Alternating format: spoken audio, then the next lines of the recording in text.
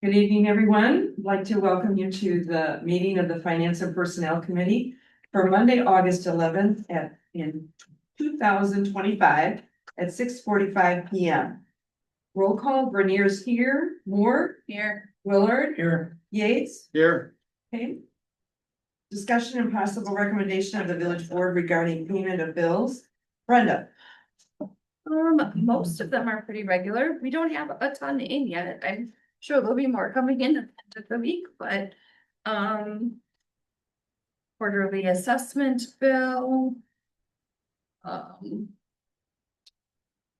Portland overhead door, we had, some issue with one of the garage doors in the back, so they came out, the part was under warranty, but they had to put a new motor in it. So their service charge. Inspections, mid-city contract, quarterly contract. Everything else is pretty much routine. I had a laugh at Sussex Hardware, 58 cents. Yeah, we had a credit on the account, or it was like, that's it. I was like, from the last minute. I'm like, okay, it's not worth the check, but. What is the state of Wisconsin court fines? So the fines that we get in through our municipal court, a portion stays with us, a portion goes to the state, and a portion goes to the county.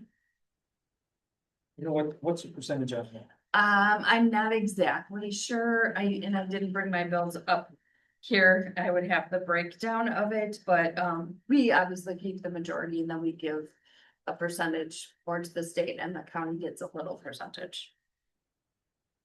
What is this Super Sewer Corporation? What is that? That is something they for a grant that they had bought. I think it was uniforms or something.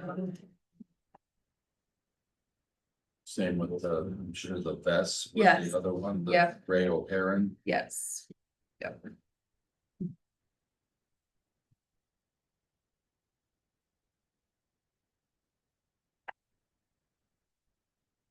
And did we have this Christian? So that was a, actually a warrant that they did, on a traffic stop. He had a warrant with Waukesha County and we collected it. And then we are paying back. Okay.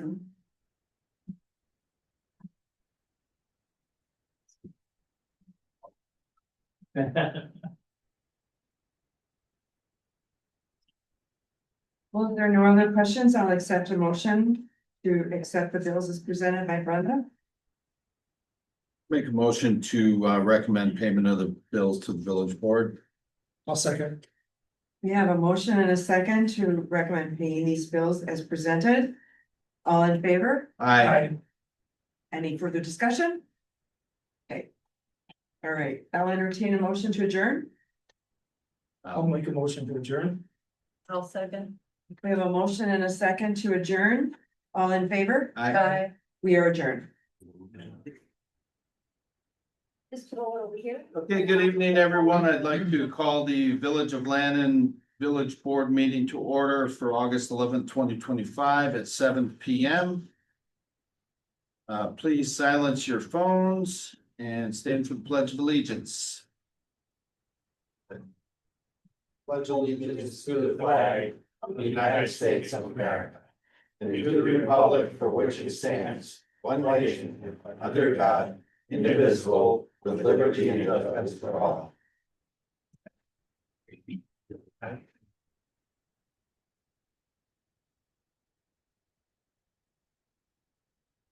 Roll call. Batiste. Present. Grenier. Here. Lake. Here. Moore. Here. Summers. Here. Willard. Here. And Yates. All present. Statement of public notice. Has been posted. Thank you. Item 5, public hearing on ordinance amendment regulating non-conforming uses, structures, and lots. So I'd like to open the public hearing for any comments on the ordinance amendment. Do we have any public comments? For the public hearing? And I have no one online either.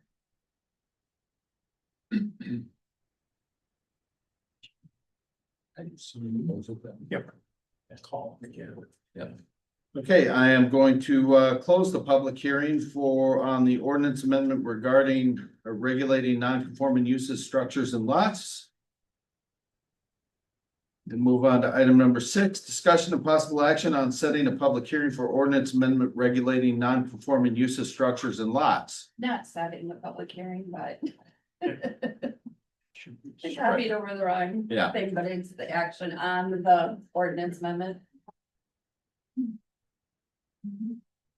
So that was meant to be an action for the actual amendment changes. Yes. Okay.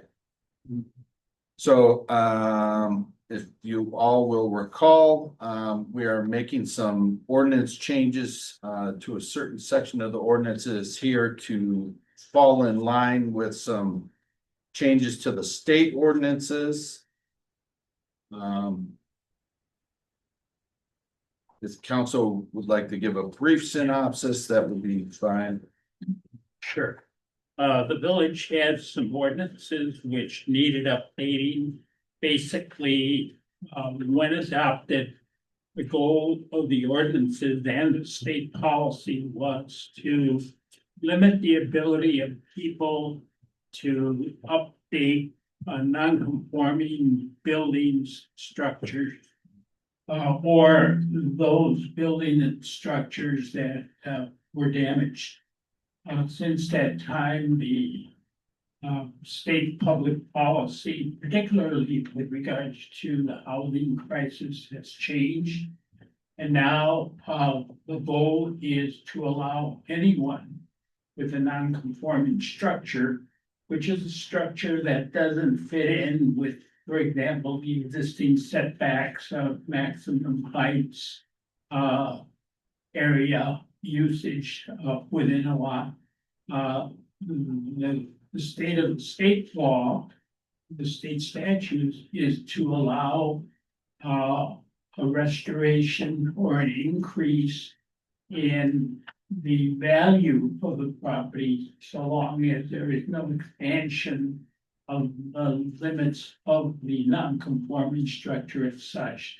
In other words, if the setback requirement from the street is 30 feet, and this house was built before the street was originally laid out, and it's only 20 feet from the street.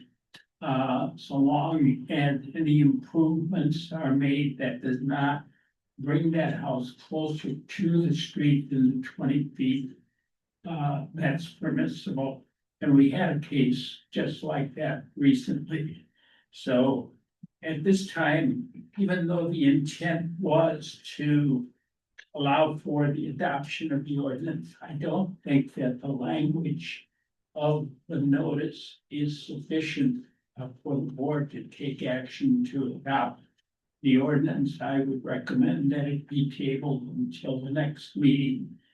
Fortunately, to the best of my knowledge, we have no pending situation that would be compromised by that delay. Could you clarify what language prohibits us from taking action? It doesn't say to consider and take action regarding adoption of the ordinance as such. Oh, so the agenda. Yes, the agenda is. Thank you. Not quite. Public notice, but it's the Yeah. agenda item. Yes. Okay. So would you be recommending then that we Just table. just table it to the next, to the next meeting and Right. and for consideration and adoption of this particular amendment to 78-53. Does anybody care to make that motion? I will make that motion. I'll second. You have a motion and a second. Any other discussion? All in favor? I, Aye. Any opposed? Motion carries. Item number 7, discussion and possible action on the reading, correction, and approval of minutes from the 7/14/25 village board meeting. Did anyone have any comments or corrections that they made note of?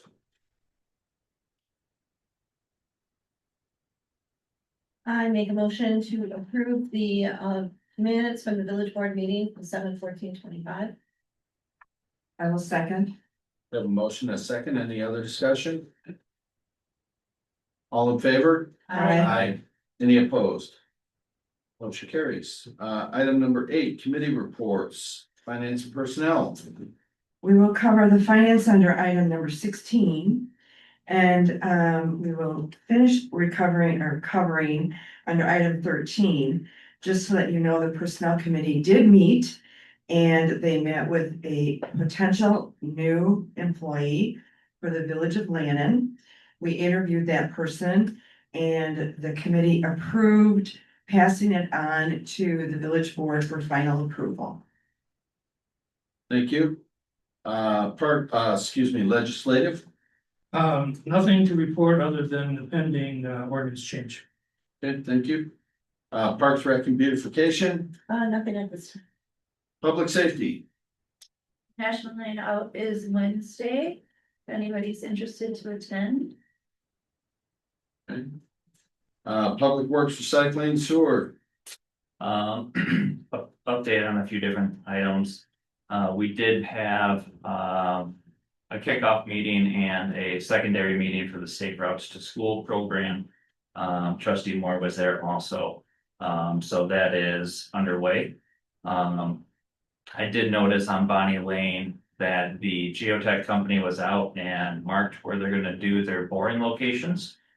So that is in place. I don't know what day they're gonna be doing the borings, but they've identified the locations for that. Myself, and it sounds like Yates did some drive rounds and after the storms, made a quick look at everything. Looks like Landon fared pretty well, all things considered. So it looked like there may be some few areas that were impacted. Brenda did send out, I think it was Brenda that sent out the communication. That was with the 211 contact information, so thank you for doing that. And I think that covers everything with the exception of a meeting that we had with the building inspector to discuss erosion control inspections. Thank you. Corey. Didn't receive any complaints in the end of last week. I was actually down in Land and Stone Products pit when they did a blast. Pretty impressive, the science behind it and the monitoring. That's it. Thank you. Department reports, clerk's office. Working on getting the budget materials updated, we'll schedule meetings to start next month. ACH transfers, if you're signed up for ACH transfers, those will be completed tomorrow, for the utility billing, that was due on Thursday. And I will be out of the office next week at the end of the week for a conference, that will be covering towers. Okay, That's all I got. great, thank you. Police Department. Well, just to reiterate, the National Night Out is Wednesday, 5 to 8 at the Village Park. Lions will be providing hot dogs. And we'll have other food there as well. The first 100 kids will receive free gift bags. And we have some of the best raffle items we have had yet. So I encourage everyone to attend. Awesome. Who's gonna be in the dunk tank this year? Do I need to wear shorts? Do we have the Flight for Life coming? They just canceled actually, I know, this one. unfortunately. Darn, Yeah. We'll still have fun. that was impressive last year. Maybe you can fall over and we can still get like. Break your hip or something. At my age, I could probably do that. It's best if you don't announce that in an open forum.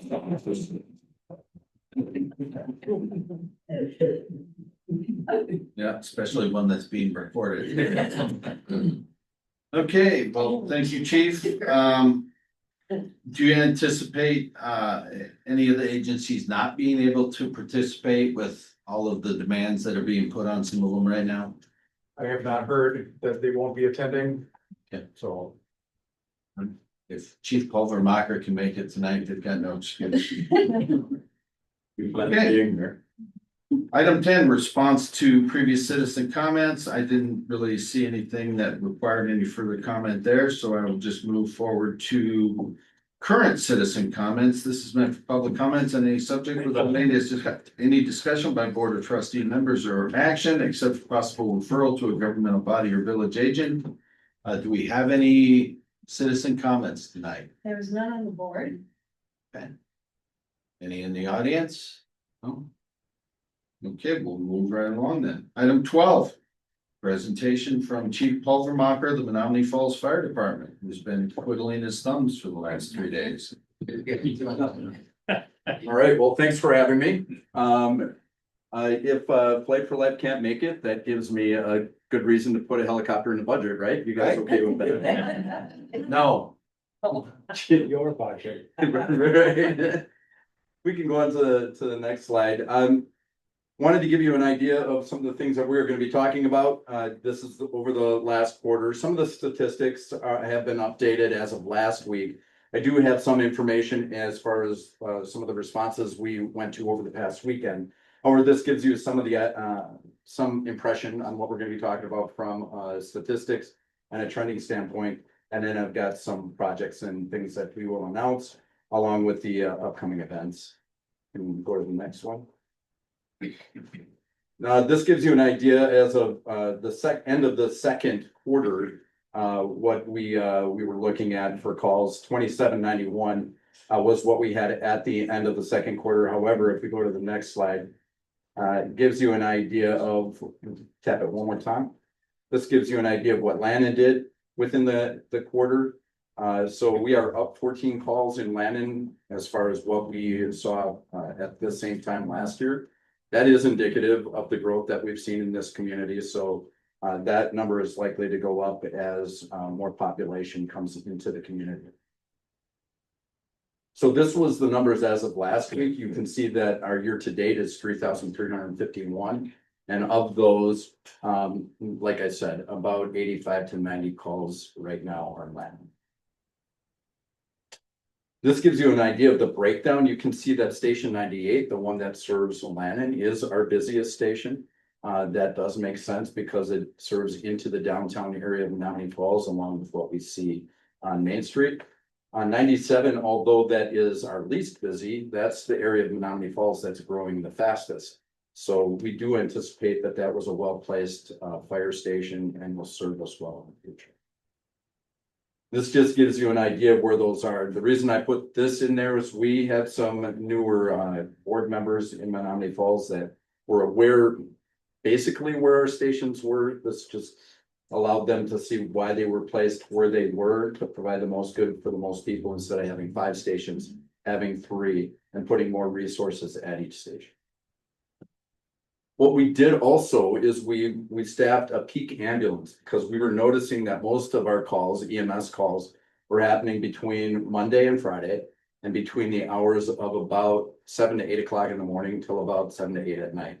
So what that did is encourage us to put on an additional ambulance to minimize the amount of times that we were calling for mutual aid outside of the villages.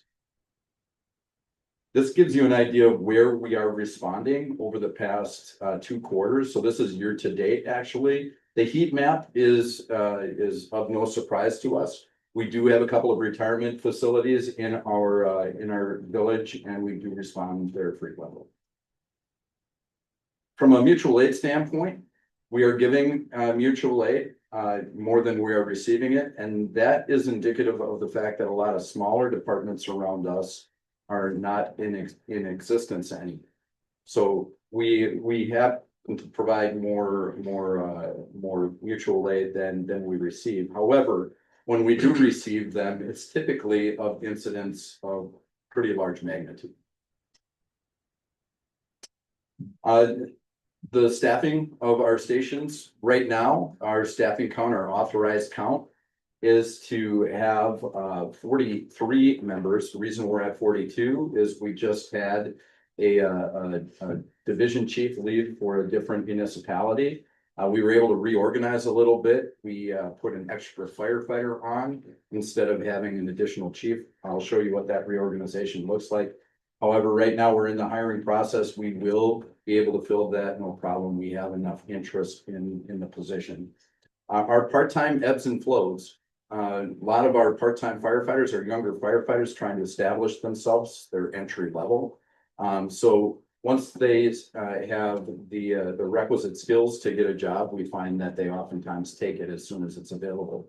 So we are approving / training grounds for a lot of the fire service in the area, and quite frankly, that's one of our recruitment tools.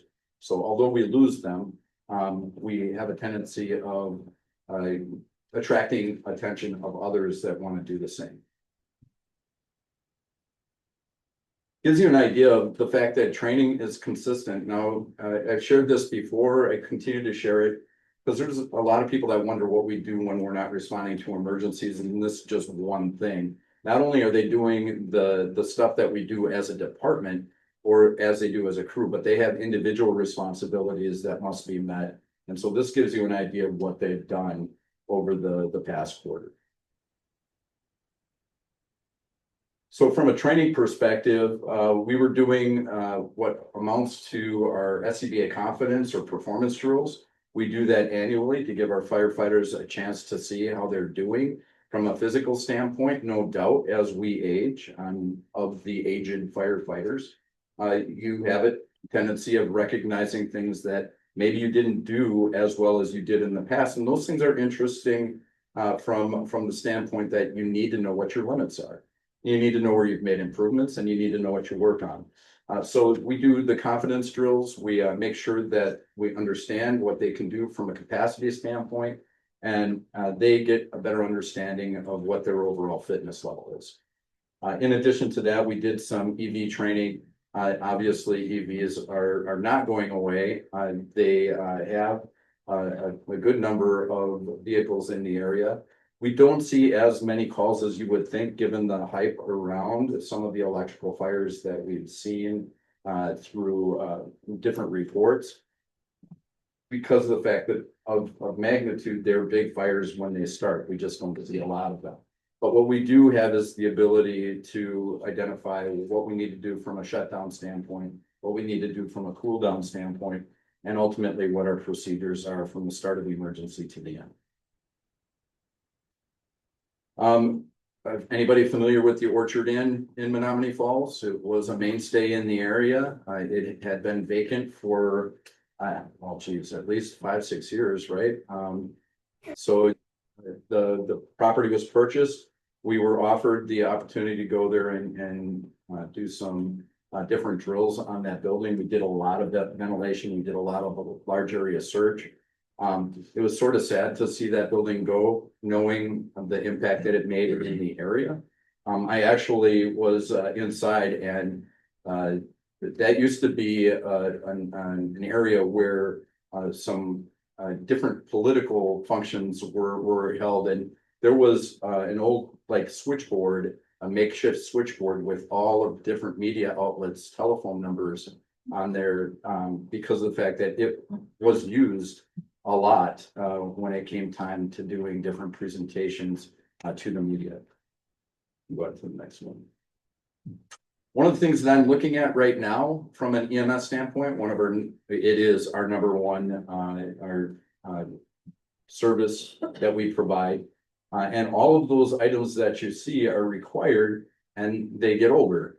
What I'm trying to do right now is something similar to a fleet maintenance program, where we get everything brand new and we just pay a straight fee from year to year, instead of seeing 6 cots purchased and having to make a really big purchase one year.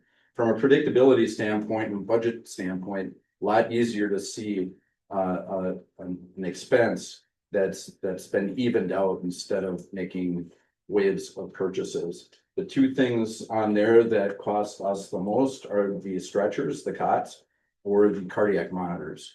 So each one of those, if we had to purchase those in a budget year, would spike our budget, and I'm trying to even that out. So what you were used to from a structure standpoint, and this is what I had reported on it in the past, we used to have 3 deputy chiefs. One deputy chief did leave for Southern Ozaki. He is a resident in Southern Ozaki and had been a member of that department on part-time side, so it was a natural transition for him. So instead of promoting another deputy chief, I addressed the structure a little bit differently. So right now, instead of 3 deputies, I have 1 assistant chief. And then I've been able to address the administration and the operations. So we still have 3 battalion chiefs that run our shifts, the operations for the day. And then we have 3 what amount to battalion chiefs. They're called division chiefs based on the work they do. Basically address our EMS, our training, and our prevention and inspection. So if you look at it, battalion chief is responsible for a lot of people, and our division chiefs are responsible for programs and planning. We did have 3 promotions over the past quarter. We were able to promote 3 of our firefighters up to the lieutenant position. Now we do have a lieutenant on every shift at every station. So from a supervisory and a span of control standpoint, it helped us out a lot. It also allowed me to minimize the amount of command staff that I had to do that reorganization. Kevin Rokenbrot, the individual on the right side of the screen, he's the person that we promoted up to assistant chief. Some of our accomplishments, we have 3 of our EMS providers that were recognized by their peers for providing excellent service throughout the course of the year. And then another thing that we were recognized for by Freighter and the stroke and cardiovascular institutes associated with that hospital is Menominee Falls actually provided the fastest scene to hospital time for a stroke patient and the fastest scene to hospital time for a cardiac patient. We also received the second fastest time for the stroke patient. So we did some pretty good stuff. It basically helps out that we do have a hospital in the area, but it also is helpful that our paramedics, our EMS providers know what they're looking at and when they need to move quickly. Some of the events that we have been working on, Harley Davidson had their homecoming. What I was able to do there, because that is a private organization, we were able to establish a contract with them to provide EMS care. They previously paid a private ambulance company to do it. They reached out to us and we were able to provide that service at a cost. But we stood by there. We ran our performance testing for our new firefighters. So the performance agility test was run this past quarter. And then we supported a number of different events from Lavender Fest to the 3rd of July. And every time we do that, we initiate an event plan that gives us an idea of what we're doing on scene and who's responsible for the event. We do have our Citizens Academy starting up on September 2nd. Invite anybody to participate in that. What we are trying to do with our Citizens Academy is to provide a method of being a force multiplier in the general public. So what I mean by that is it gives you an opportunity to do something before the fire engine or the ambulance arrives on scene. So obviously CPR, bleeding, extinguishers, everything that would involve what you can do before we arrive on scene to make that situation better is what we're trying to do. You'll also get inside the firefighting gear. You'll also be able to experience some of the things we do. At the end of the day, I wanted you to take something home that you could use and potentially improve the situation. We also have what we call MIH. It's Mobile Integrated Health. Mobile Integrated Health right now is not funded beyond certain grants. What it does do for us is we are able to identify patients that might require a little bit additional attention. That might be somebody who's non-compliant with medication and just doesn't necessarily have a plan. So then they call the ambulance instead of addressing the compliancy. We might have a hoarding situation where we maybe need to make some suggestions as far as what's in their best interest from a health and wellness standpoint. There's also some things that we've done with the hospitals when people are released from care in the stroke unit to make sure that whatever they've been released with, they're following that care plan. although we don't necessarily make money on it, what it does allow us to do is it allows us to save a little bit of money if we're sending a non-emergency entity versus an emergency.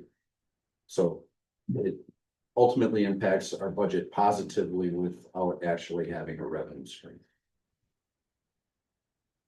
So this gives you an idea of, if you were to scan that, it gives you an idea of how we might refer certain things out to MIH. And it could be food assistance. It could be something where they maybe have a need for a clinician or a care provider. Might even be something where we have a mental health component that needs to be addressed. Some of the things that are coming up. Now, our awards and pinning, we're hoping to have that on the 18th. I've just been made aware of something that might make that. Let's just say right now, the 18th is when we're going to have that. If that changes, I will let you know. But we are going to have our open house at Station 99. We're just going to do one open house this year instead of 3. The reason why that is from a cost standpoint. If we can address all of the things that we want to do with outreach in one place, it allows us to do it in a way that hopefully has a bigger impact. Then we still have the national night outs where we can go out and work with our police departments to be able to have an additional point of community outreach. And 99 is the Lily Road station. Yep, right, right up. I heard you through there. So I'm used to that one. Yeah.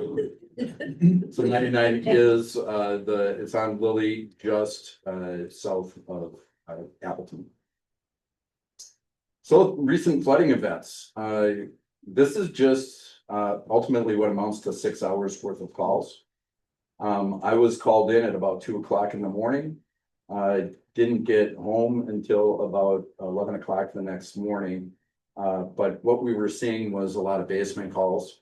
There's not much that we can do with basements. We don't pump them out. It's not good for our equipment. It actually, to run things through our pump, it could be catastrophic for our equipment.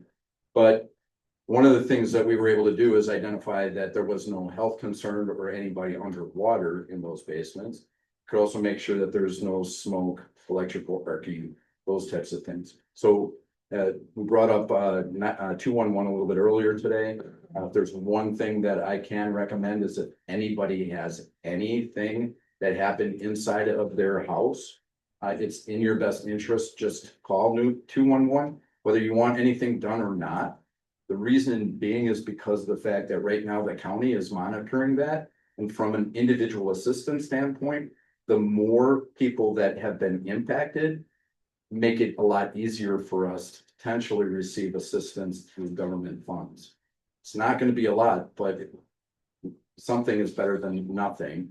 So whatever we can do to address the impact that it has had in the area, even if that impact was small in Lannon, what we're looking at is how this impacted not only the county, but the state. So the more numbers we have, the better. So we've been telling all of our residents in Menominee Falls, and I recommend the same here in Lannon. Dial 211, just identify the fact that you had flooding in your home so that we can at least make note of it. But one thing that does typically happen with floods too, is depending on how the structure has been saturated, it might not present, some of those issues might not present until later, like mold and things like that. So it's important to make sure that you know that you have that all together taken care of and it's been reported. We do have a lot of road closures right now still, based on some culverts that had been washed away, some undercutting of the roads. And we do have some concern about the stability of those roadways. So all of those have been reported through the county, and the county is in the process of right now linking a map that gives you an idea of where the road closures are throughout the county. We just contributed to that. The other items that you can see there is right along the river is where we got a lot of calls. So you can see on the Lannon side, we didn't see very much, but right around the Menominee River is where we were significantly impacted.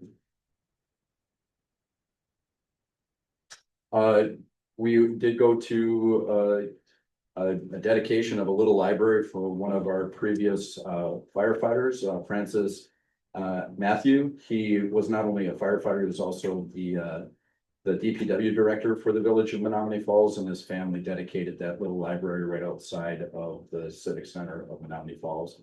And then we also, next slide, we also visited Daryl Thien, I believe that's how you say his last name. He was a landman firefighter, and similarly, he served the village in a number of different fashions. So we sent some representation to his funeral based on the contributions he made to the community. And that leaves me right here. Good questions.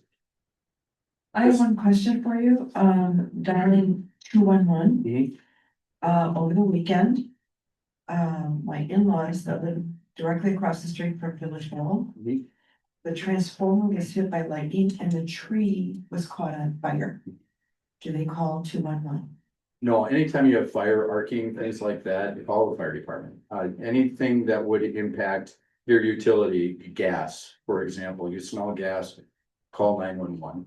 Anything that would suggest that if left unattended would get worse to the point where more people might be injured, that's a problem. With basements, unless somebody's in distress or there's something that suggests that there's a fire, smoke, or electrical problem, there's not much we can do. So then we make note of it, and 211 has been pretty good about providing some information about what can be done next. So they just call fire, For the tree. 911, for the tree on 911, fire, okay. you can dial 911. Thank you. You had a question, sir? You said you added another ambulance on one shift. Where's the ambulance? Well, it's our reserve ambulance. So actually, we're staffing the one that came from lab. So we have a backup ambulance. Yeah, we have 6 ambulances in the fleet. One of those ambulances is notorious, or we don't count on one of those ambulances because we plan for service. And so we'll rotate through service. And then when we look at replacing the ambulances, we will do a re-chassis on some of them. And if we re-chassis or basically put a brand new pickup frame underneath it, we won't have that ambulance while it's, so we count on 5, which gives us an extra one for a standby and an extra one in the case that we have any mechanical issues. Spare and stock. Yeah, we didn't buy one just for that program. We wouldn't get it for 2 years anyway. And that's another, seriously, when we're ordering equipment right now, it takes us 2 to 3 years from the time that we ordered to the time we received it. That's actually a work group that I've been involved in at the national level to try to get a better handle on the cost of vehicles and the lead time. The problem that you guys are probably well aware of, anybody that's bought any vehicle lately, once the price goes up, I mean, when anybody buy a pickup recently, those costs went up. Are they ever gonna come down? No. No. And that's unfortunate. So what we're trying to do is get in front of the next spike is what we're trying to do. So I have a couple questions. In one of your earlier slides, you indicated that Landon was up 14 calls from a comparable time period. What length of time was that? So we looked at from the time that we ran that call. So I think he ran those last week, or when did he send that to you, Pat? Yeah, I think it's last week. So it's when he last sent it to the village board or to public safety and to the village president. So that was up same time last year in end of July. Okay, so it was an annual report? It's compared to where you're the same place where we were last year. Okay, So it's a trend. and were those 14 calls all EMS related? Mostly, I think we had a couple of fire calls.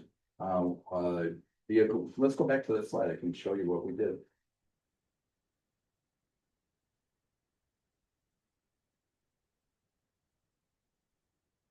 I talk backwards right now if I could.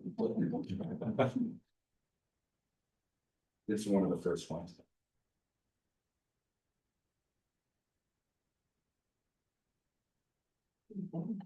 Good one. Nice one. Nice one. There. So. 59 rescues, 15 service calls, 4 false alarm calls, 7 good intent calls. Good intent calls could be somebody thinks they saw smoke. It could be somebody is burning something in their yard and they want us to go check it out. So those types of things. But that's primarily the calls that you're receiving. Most of your 14 were EMS. Okay, one more question. Mhm. Do you have any big ticket items you're planning to procure next fiscal year? So we just ordered an engine last year. I put off ordering this year's engine until either next year or the following year. We just signed a contract for an ambulance this year, an ambulance last year, and that was actually signed before I started. So what I'm trying to do is I'm trying to get a purchase for an ambulance every other year to address our fleet. And that allows us to then take the oldest ambulance out at about anywhere from 12 to 15 years. So they're not older than that. And then the engines, I'm trying to buy an engine every 5 years. That would mean that our oldest engine would be older than 20 years. So the idea is if I do that, similar to what I was saying from the fleet maintenance program with the durable medical equipment, if I do that in a way that evens out those expenses, makes it easier for us to plan around other things that the communities are spending money on. So there's other purchases that are being made outside of the fire department that I gotta be conscientious of. Are your budget meetings public, or do you hold those internally and then submit that to the village for approval during their budget cycle? So my initial requests wouldn't necessarily be a public item. It would just be my recommendations. And then ultimately budget hearings are public. Yeah. The village board, the village ones. Yes. So everybody gets an idea of what I'm spending the money on. It's actually, I'm presenting at a conference this week. And I partnered with the Government Finance Officers Association to develop curriculum for new and aspiring fire chiefs so that we can address some of those things as far as how you communicate the expenses that you are going to be putting into your budget, the overall need, which equates to risk reduction. You guys all know what happened about 10 years ago, 8 years ago with our fleet. And the fact that we weren't keeping up with the fleet, and then all of a sudden we were down to one operable fire engine in the entire village. That's a risk issue. So by staying on top of that, we can hopefully avoid that from ever happening again. So it's a matter of communication.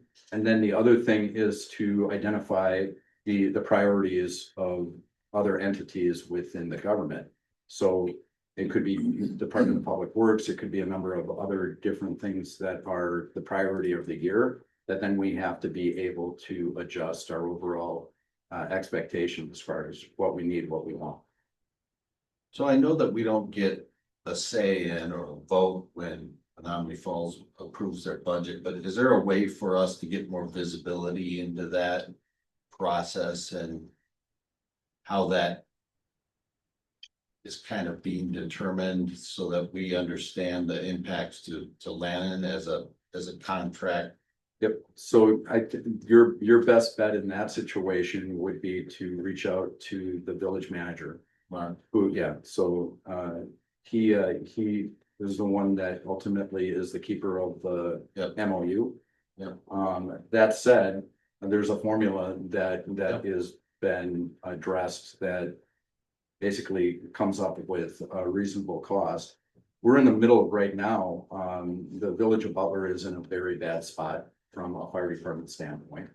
I can tell you this, the village of Butler, instead of having 100+ calls a year, they have 500 calls a year. They're smaller in size than Lannon. They're comparable in the amount of residents that they have, but they have more industry that requires fire inspections. and they have more responses. So what, if we're gonna do anything for Butler, we need to make sure it's consistent with what we've done for Lannon. And to address that in a way that makes sure that no one entity outside of the village of Menominee Falls feels like they're being taken advantage of. Sure. But I can tell you, they are in a really bad spot right now. From being able to recruit part-time membership. It's just not happening. Yep. I started in the Village of Butler Fire Department. It is very tough for me to see that department with its current membership. I told them when I went to go talk to them that the last thing that I want to see is the Village of Butler Fire Department go away. But if there is a concern about being able to provide service, we're going to be called anyway. Brookfield might be called. Wauwatosa and Milwaukee, all four of those communities have been asked to put in a proposal for service. So that's what we're working on right now, to determine that what we do there doesn't necessarily compromise our ability to respond to what our responsibilities are right now. Okay, good. Anybody else have any questions for Chief? I have a comment, after having attended most board meetings for close to 20 years. Personally want to thank you, Chief, because in my memory, you are the only representative of the Falls who's taken time to come and speak to us. Include us in the process, so. Thank you. It's because I'm so tall. Everybody see me up there. You've spent more time in this community than your predecessor did. So can I just say, I mean, I grew up in this area. There's a sense of responsibility to make sure that whatever I'm doing is consistent with ultimately what the mission of the fire department is. And the ability to provide care is one thing. If you don't appreciate what is being done on the operations side, the value isn't necessarily understood. I mean, it's from a slightly selfish standpoint too, that I want to make sure that you know what we're doing. And I'd rather hear grievances in my presence versus hearing them through another mechanism, and then you know how that goes. I'd rather be able to answer some of the things that you have questions about, and if I can't give you the answer, it gives me something to work on, right? So I appreciate the opportunity to be able to meet with the board and with everybody who attends, because it is important to me to make sure that you know that even though it says Menominee Falls also serving Lannon, we are also serving Lannon, and we take great pride in that. So thank you. Well, thank you, Chief.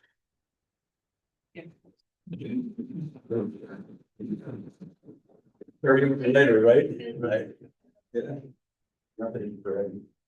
Okay, well, on the public safety front, we'll continue on here. Item number 13, discussion and possible action on hiring an officer for the police department. Chief Bell. I would respectfully submit to your consideration, to the appointment of Brad Schley to the position of the police lieutenant within the department. Brad recently retired from the city of Milwaukee Police Department after 33 years. He retired at the rank of captain, which is no small accomplishment. He ran the specialized patrol division, which is all the specialty units within the city. When he did retire, the mayor, Cavalier Johnson, came to his retirement and proclaimed it Brad Schley Day, which doesn't happen to everybody. So it's highly decorated. He's received the Chief Superior Leadership Award, Meritorious Service Award, Medal of Valor for Combat, and too many other accommodations to mention. He was the incident commander for the Republican National Convention. That gives you an idea of what kind of leadership he exhibits. He led the department's complex and sensitive response to the line of duty death of Officer Peter Jerving. He oversaw the scene and personnel management, health and wellness of the department members, and the planning and logistics of the funeral process. So beyond his leadership, one of his great strengths is commitment to community engagement.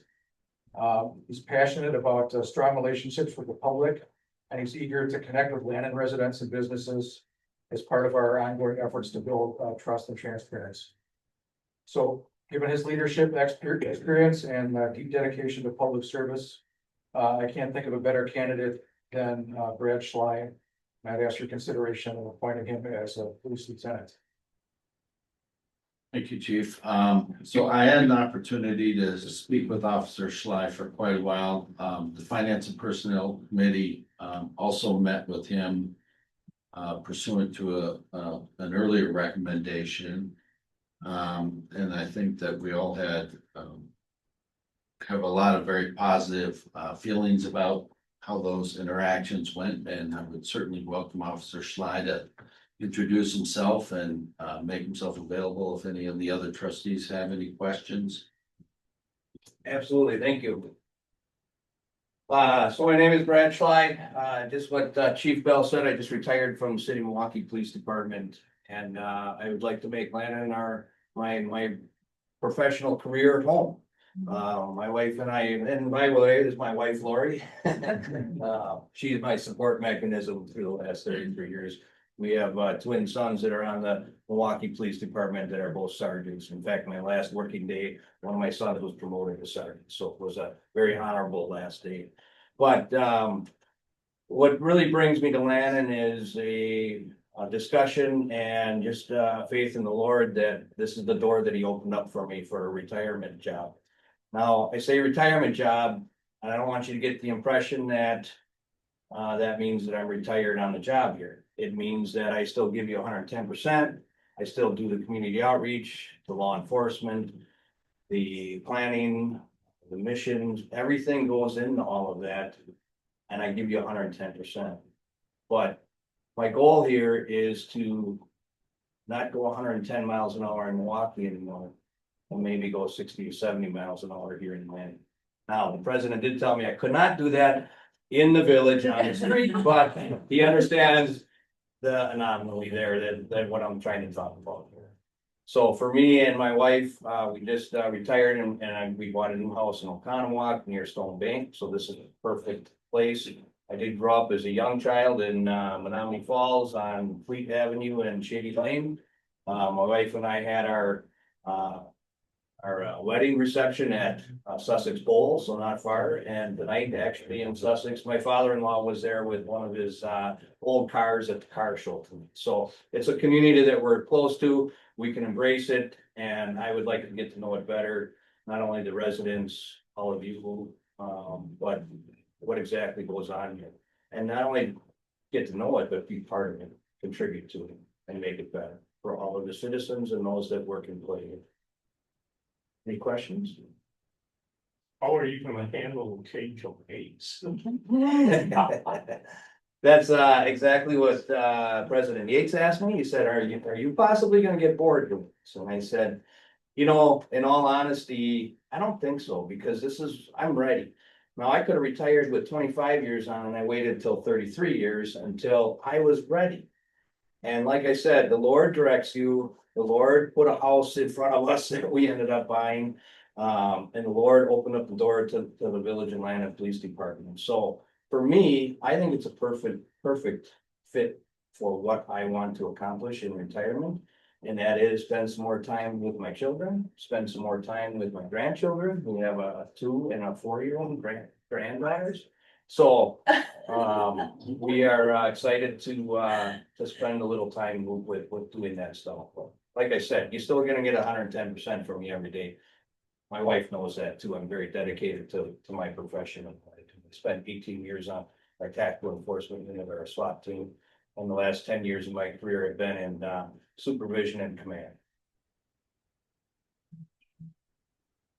I'm really embarrassed because before the meeting, I popped into Chief Bell's office and there were these 2 lovely people I had never met there before. And I asked Chief Bell if he had time to save a snapping turtle in the road, which feels like I'm like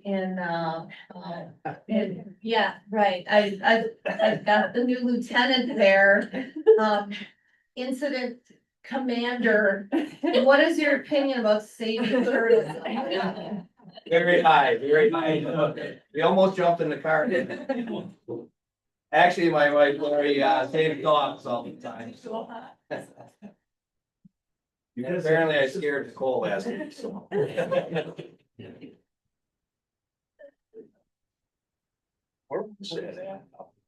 Because you just got, I would have stopped I would have been too late for the meeting if I had stopped to save the snapping turtle. Well, If I think, anybody wants to sit down at any time, I'm more than happy to sit down with you and discuss them. I think we're very fortunate to have such a qualified candidate, and the opportunity to hire such a qualified individual. So I appreciate you considering this position and putting yourself up for recommendation. So thank you. Thank you.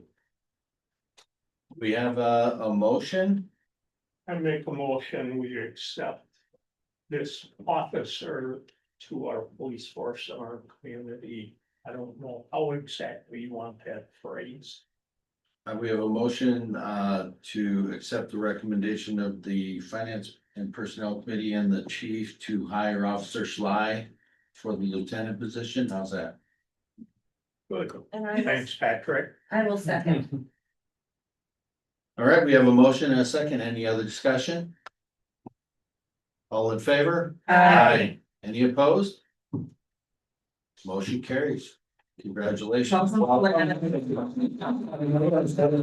you. You come up photographic memory? Pretty much so.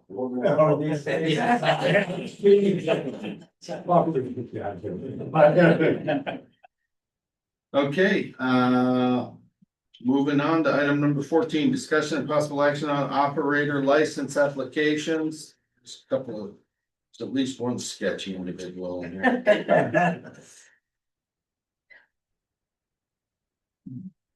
Looks like, both of these are okay per the chief. Any questions, comments, motions? I make a motion that we accept these operator license applications for Tina Moore and for Aaron Sutera. Do we have a motion? Do we have a second? I will second. Any other discussion? All in favor? Aye. Aye.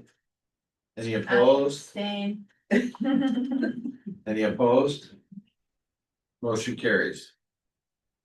Item number 15, discussion and possible action on contract for assessors revaluation services. So if you'll recall, when we did the board of review, we were discussing this process and had requested the assessor get a proposal for us to do the revaluation to make sure that we do not slip out of compliance for our assessment ratios. Did I get that right, Brenda? Correct. So this is said proposal. Did you have anything to add to that, Brenda? Hector does. I just. Grabbing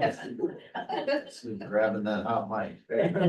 I just know that, during the open or board of review, they, are very busy with revaluations, so, it's good to get it approved and scheduled so that in the next year or 2 years, I think it actually is when they do the revaluation. What they do with the contract is extend that cost over the 3-year period. So it doesn't hit us all at one time where we're paying $15,000 to do a reval. They're, you know, making it across the board an even amount for like 3 years. So they work with us very well that way. And this is above and beyond the quarterly fee that we, No, that is just the, I believe this is that would be the contract amount for, the annual assessment services would be 12,000 per year for each year. Okay, so this wouldn't be on top of the, like, the The quarterly payment that we 27.45, just correct. approved in the Correct. finance. It would actually just bump that to $3,000, where right now we're at like 27.45 or something like that. So it just bumps that up to the 3,000 every quarter for the 3-year period. It's a lot easier to swallow. Correct.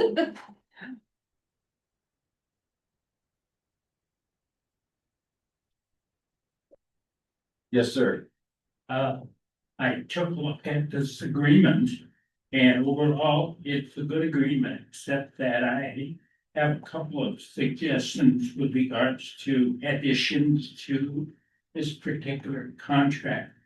A firm that we're really engaging with is based in Georgia.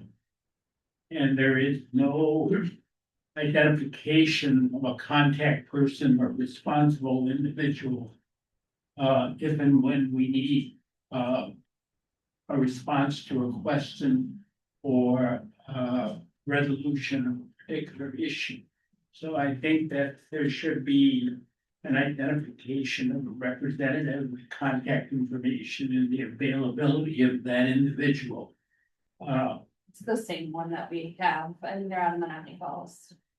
Okay, well, that should be reflected here, because if it's not an obligation, they could consolidate their representatives in Chicago or wherever. And the other thing is, with regards to the records, where are the records going to be kept?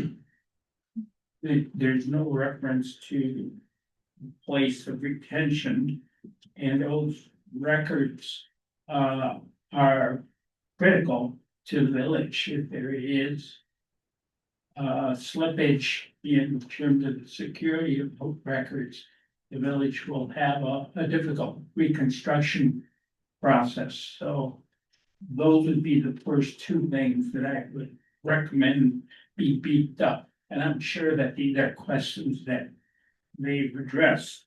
Secondly, there is no standard of performance. In other words, the goal of the village, as I understand it, is to basically not fall out of compliance with the expectations of the state statutes, such that the assessments be at least 90% of the overall values in the community, so that everyone pays their fair share. But there's no reference to that. And that can be generated so that if there is slippage with regards to not being in compliance, we can look to some mechanism which they should articulate as to how we get back up into that appropriate range. And finally, they indicate that they will have insurance.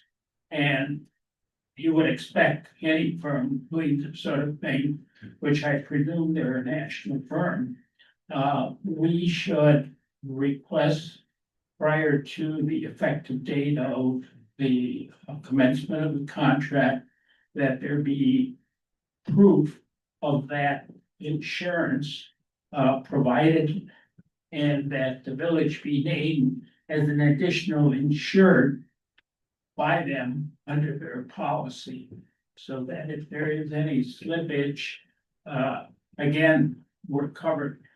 As I understand it, in the event that there is a challenge to any particular assessment, the Board of Appeals, the Board of Review sustains them, and someone initiates an action in court or to the Department of Revenue, it should be spelled out what it is that they will provide.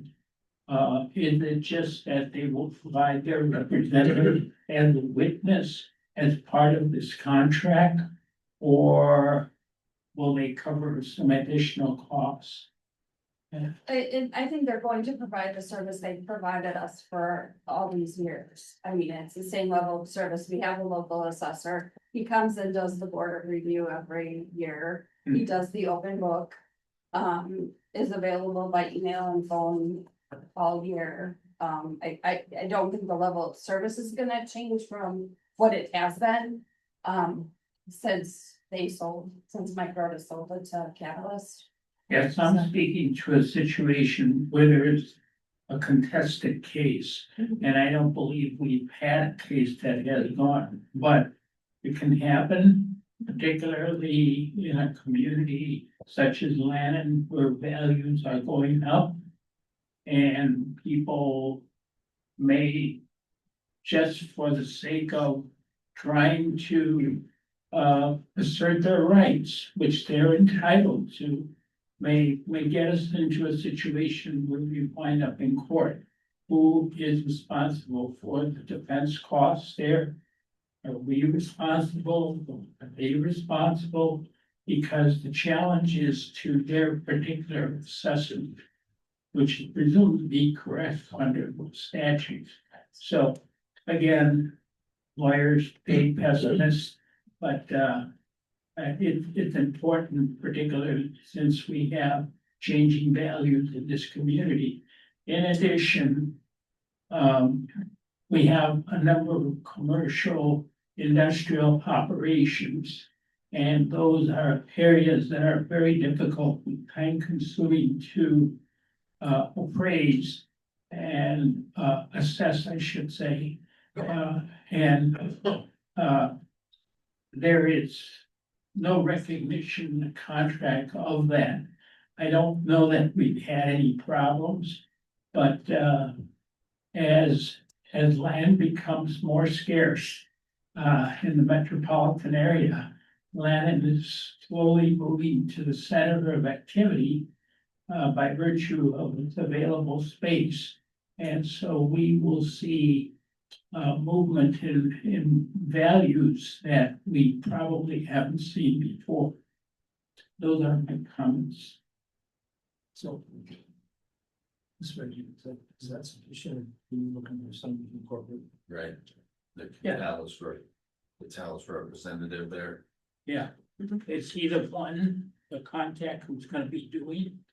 Is Mr. Jeff Leone the one that's gonna be doing the work, or is it gonna be farmed out to other people within the firm, or will it be subcontracted out to ad hoc appraisers?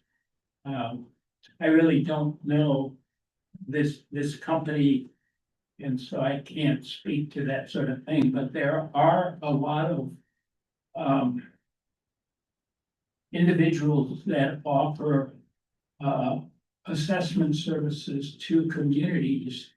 And it's fine until there is a question raised or a challenge to the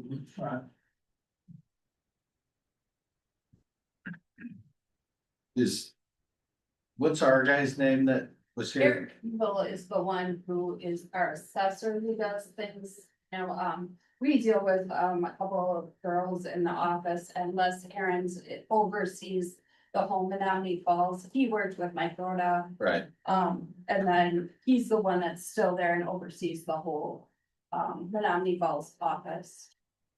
And then, so this Steve Ashbacher is the actual EVP of the whole Probably. company.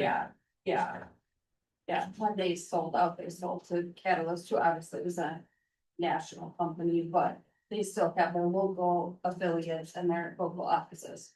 And I presume this Jeff Leone is probably in Georgia as well with the 781 area code.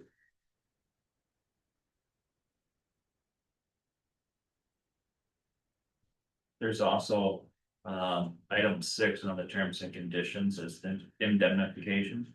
Yeah. I don't know if that meets your expectations or it falls short. Yes, it does. Well, the language does. It all depends on what kind of assets the entity has. But that's kind of language which we look for.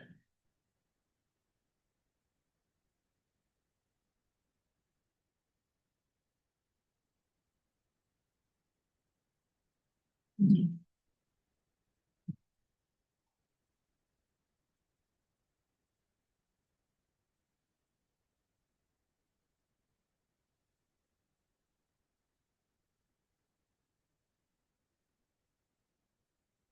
so we are in agreement that we would like to execute this contract with, taking into consideration the comments made by legal counsel. Would you like to make a motion, or would you like me to forward a motion to that effect? The only question that I have is that, I've taken notes on your concerns so that I can incorporate them into, a motion. So the motion would be that we conditionally approve this contingent upon the addition of the following items. Then we can discuss which items we think should be the items that we need to have in this contract and which ones we feel comfortable with just taking advice, but yet moving forward without. Right. Okay.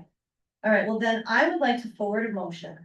That the Village Board of Lannon, accept the contract for assessors revaluation services. With the addition of a clear point of local contact for the work to be executed. A whereas clause that states that the Village of Lannon would fall out of compliance should this work not be done, within the contract period. We would like a current proof of insurance with the Village of Lannon as named on that COI. And we would like to add that the reassessment cover not only residential, but also the inclusion of commercial business within the community. And some language stating that should the Board of Review become involved in assessments that are made under this contract, we would like to see the remedies that are provided by the assessor in the contract. Does that sound adequate, Hector? Yes. The other thing is that there be specific language as to how where and how the village records will be maintained. That's really crown the jewel here. The jewel crown. Okay, so I will amend my motion to add that specific language on location and method of data storage. Right. Be added. And I can provide these notes to you, Brenda, too, if you need them. That was a I big think I help. got it, but yeah. So we have a motion. Do we have a second? I'll second. We have a motion, a second. Now some discussion. Do we have any discussion? So I didn't capture all of it, but so with the proof of insurance, with the village added as an additional insured, is that captured in the motion? Mhm. Okay, all right. Right, so we're gonna clarify the local point of contact, which should be easy to do, because we'll just make sure Aaron's in there somewhere. That's easy to do. We're just going to maybe start the whole thing out with a whereas clause that whereas the Village of Lannon will fall out of compliance should this not be completed within, just, so that all parties are aware that that is the reason we're entering into the contract. And then remedies, that would be a discussion, Brenda, you probably have to have with them, like what happens if we go to the Board of Review? Can we put that in there that you're gonna show up and you're gonna defend or whatever? The inclusion of all, not just residential, assessments, and then the specific language on the location and method of data storage, after the, assessments are procured. So I know the state does manufacturing assessments for us, so I don't know, but I guess there's probably other business that they would do. So, yeah, that might be more discussion with them to ask them. Yeah, and I know they have a database that has all of their information, our information in it, so that we can access, so. But I'll have them put it specifically in. So who does like Jeff's building across the street?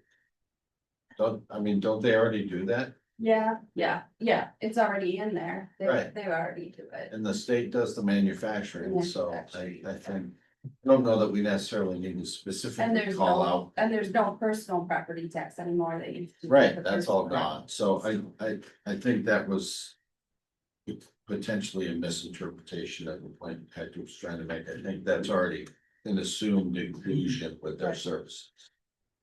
So I don't know that we necessarily need to call that out specifically. Mhm. I think he was just talking in relation to the increasing value of commercial properties just due to demand. Okay. I have a question. One of the items on here is that there's, possibility for additional services. That would be at mutually agreeable rates. Can we request that we get, hourly rates from them prior to executing the contract? Do we have that on file already? I don't know what their prior contracts, looked like, so I'd have to go back and check. But we have them all in one folder, so. Yeah, it does say here too, no additional charges for the above fee includes any and all normal assessment duties during its duration, including no additional charges for quantity of permits or new plats, board of review, and further appeals to circuit court. I mean, I think, some of the additional stuff might be like. Sometimes like when you have a reval, there's additional days of board of review, there's additional. Open book maybe a few days long instead of a couple hours long, so it may just be like their hourly rates may be different at that point, but. Definitely can check, they usually are pretty good at letting you know ahead of time if there's anything out of the ordinary. I don't think we've ever had any extra costs. Aside from their quarterly fees during the reval. So the one thing that I would like. So when he was talking about this, he mentioned that there are, if I recall correctly, 3 different ways of doing this process. And that kind of dictated the cost and how long it would take and all that stuff. And there's really doesn't appear to be any clear statement of which version they're doing here. I have to go back and check the emails, because I know we went back and forth with Les a couple of times regarding that, because I think he did give us like general numbers. And then we said to do the market update one, so Right. I'd have to go back and check. I know he did send an email with the contract, so. Yeah, because there's like a market update one, there's a like one where they physically go into each home and. Correct. Yeah. Yeah, I mean, there's a couple different levels of this, and this doesn't really. Would there be a benefit to table this until we get further clarification and then get their COI on hand to review, or It's does the possible. conditional approval accomplish the same thing? So my thought is if we can distill this down to a few clearly identifiable items. The board could perhaps authorize me to work with legal to satisfy those requests and execute. Or we could table and meet next month, and we're still out ahead of this a little bit. Because this isn't set to start until 2026, but their season's certainly heating up, I'm sure, right? Yeah, I think they're booked out for next year already, so I think it was something, and we've been out of compliance for several years already. Yeah. So it's one of those things we have to do a reval, otherwise. Yeah. The state's gonna come in and charge us for an exterior, it's at a much higher rate. Yeah. I did find an email that, has broken down.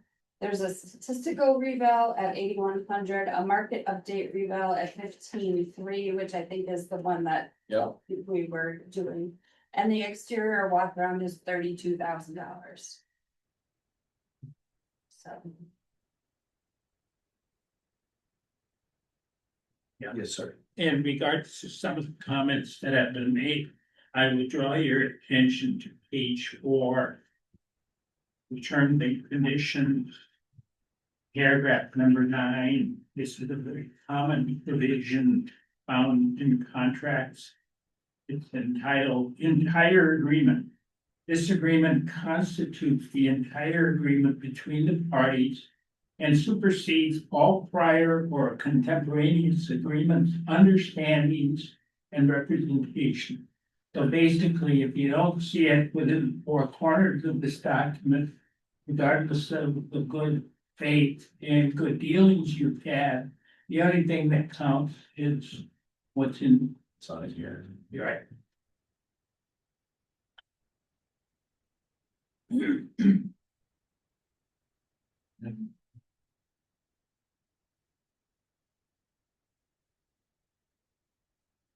Right, well, we have a motion, I'd be willing to amend it, or I'd be willing to retract it based on, what, if you would like to table this, that's fine as well. Well, we had a motion and a second. Second. We're having some discussion. We could have a vote on it. If the vote doesn't pass, then we have an opportunity to put forth another motion with a different action.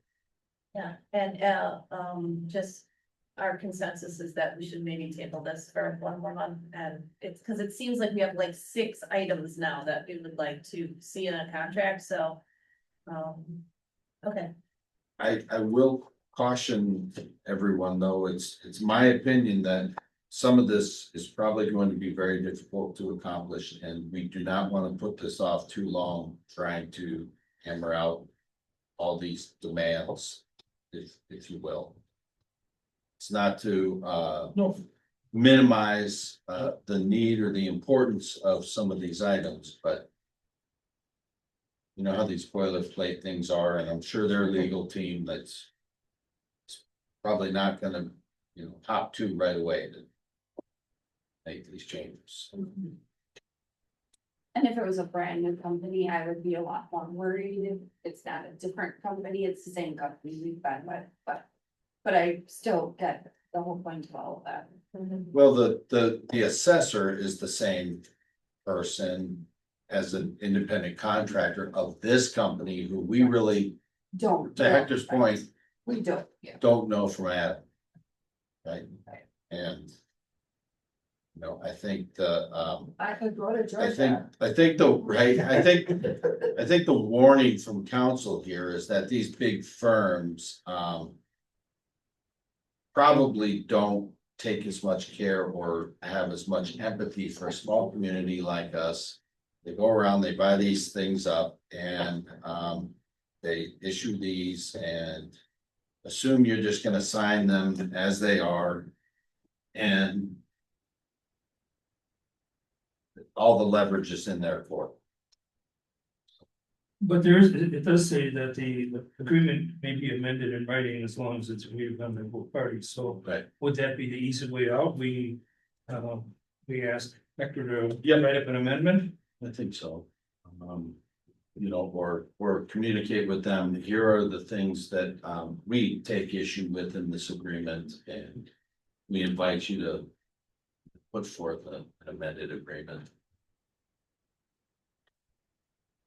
or we can suggest language. Yeah. If they would provide a word version of this, so we don't have to go through the formatting challenges that these form contracts provide. Okay, so we've had some more discussion. We still have a motion and a second on the floor to conditionally approve this. So let's put that to a vote. All in favor, say aye. Aye. Any opposed? Nay. Nay. So we have 4 opposed, 3 in favor. So that motion does not pass. Okay. Do we have any other motion to possibly table this item until we are able to clarify some language? I'll make the motion to table it until next month, so we can clarify the language of the document. And then continue discussion next month. I'll second that. We have a motion, a second to table until we have updated language in the contract to approve. In a second, or any discussion? My only fear is that, as you said, Patrick, the longer we push it out, the lesser our chances. Well, I think, so to that point, I would like everyone to come next month prepared to take some action on this, because I agree. I think that we could really be putting the village at risk here. Pushing it out. Let's make an ask, let's see what we can get, but be prepared to move forward next month. Would it behoove us to have, Hector prepare an amendment and bring that to, the meeting next month? My intent is to have Hector prepare that or initiate communication with them prior to the meeting. Yep, so that next meeting we have a revised. A revised document to present to the board. That's the intent. Any other discussion? If we do that, I have no opposition to it, but if we just table it to just keep pushing it out and post. No, I'm not gonna let that happen. Okay, all in favor? Aye. Any opposed? Motion carries to table. Pending clarified language and correct. Item 16, discussion and possible action on payment of the bills. I make a motion that we pay the bills as presented earlier by Brenda. Second. Motion and seconded. Any further discussion? All in favor? Any opposed? Motion carries. Engineers report. Ben, you get nothing. Yeah, he didn't get any comments either. No, I know. He texted me and told me he wasn't gonna have any. Item 18, attorney's report. I don't have a report per se, but I do want to bring to your attention and strongly recommend that you consider attending the fall conference of the League of Wisconsin Municipalities.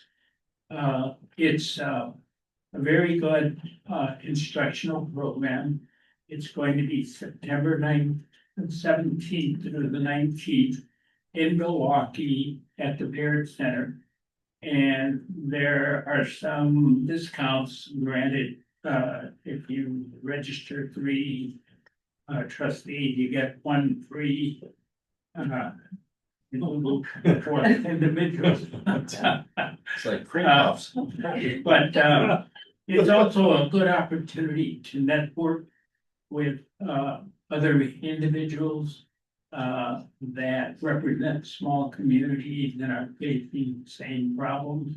And that probably the biggest takeaway, you come away, and I've attended these conferences, and you come away with the realization that yes, it's challenging that things are, you're not the only ones facing those kinds of things. And it's a good time. They have some entertainment programs. And it's right in downtown Milwaukee. That concludes my report. So the 9th to the 19th, 17th to the 19th. 17th. That's Wednesday, Thursday, Friday. We do have plan commission meeting that night, so you can bring all your new knowledge to that. We're in downtown. Barrett Center. Brenda, can you sign me up for that? Thank you. Okay, president's report. We've covered just about everything. I did get a report from Sarah Nunn that she had checked on the well facilities. There were some shut off power issues at Land and Estates, but she was able to get those reset and back online. Whispering Ridge well was fine. She did recommend that people that were still on private wells, which should be minimal, folks in the village should probably check and test their wells. Because they might have gotten some inflow from the flooding. The 211 has been discussed several times. I participated in a conference call today, Waukesha County Emergency Operations Center. Brenda did put out a notice for us. There is an update on the village webpage and a link where you can go and see road closures and things like that, but it's the Wisconsin or Waukesha County disaster page. So please let folks know about that, friends and neighbors. I think that's all I have. Village actually did pretty well. So we were pretty fortunate, so. All right, item number 20. May convene into a closed session pursuant to Wisconsin statute 19.851G for the purpose of conferring with legal counsel for the governmental body who is rendering oral or written advice concerning strategy to be adopted by the body with respect to litigation in which it is likely to become involved in with respect to 20712 West Main Street. We'll do a roll call vote. Well, we need a motion. Second, did you get that? Seconded. Right here, I think. Thank you. We have a motion and a second to go into roll call or closed session. Do a roll call vote, please. Summers, Yes. Rainier, Yes. Willard, Yes. Yates says yes, Batiste, Yes. Moore, Yes. Lake. Yes. Have a good evening, everyone. Thank you for coming. I'm sorry? We have a motion to adjourn. Make motion to adjourn. Second. We have a motion and a second to adjourn. Any other discussion? All in favor? Aye. Any opposed? Motion carries. Thank you all very much.